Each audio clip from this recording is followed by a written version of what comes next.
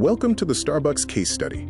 In this video, we explore the strategic tension of how a coffee chain digitizes a few minutes of waiting to build a dominant payment and customer data system.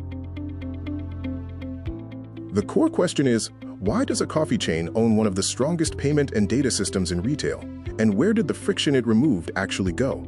Use this to judge the analysis. 3 facts set our context.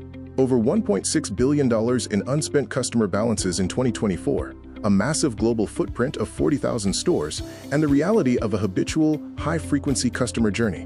This case sits within our study of the digital customer journey. We will examine how Starbucks connects customer value, operational design, and value capture into a reinforcing loop. Starbucks' model links 3 areas: value creation through habits and loyalty, value delivery via multiple parallel paths, and value capture by multiplying margins and utilizing stored balances. The operating mechanism consists of 6 connected steps: need, app, order, pay, pickup, and loyalty. Notice the absence of a delivery step, which distinguishes this from typical e-commerce. Rivals face more than just a tech gap. Real barriers include maintaining service friction, managing the price-to-brand value bridge, and ensuring customers accept data collection for convenience. Data reveals where value concentrates. With millions of active digital users and significant transaction shares via the app, these numbers show a pattern of deep integration in the US market. We can visualize the economics in 4 steps: capturing scale from unspent balances, avoiding financing costs, saving on payment processing fees, and translating these into higher gross margins.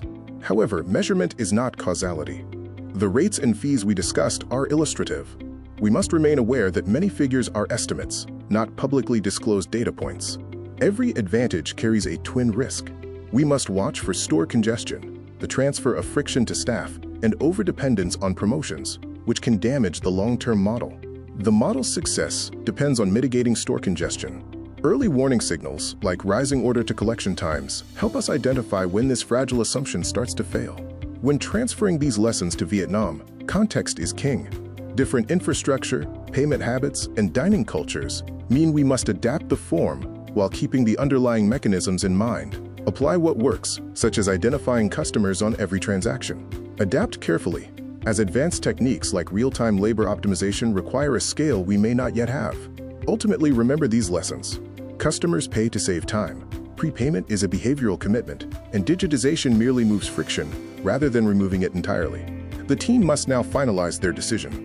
Prioritize the concept that customers pay to save time rather than money, and rigorously test this against the specific risks and market conditions of Vietnam. Finally, review our references and data sources. Remember to distinguish between company disclosures and analytical estimates to ensure your decision-making is grounded in the best available evidence.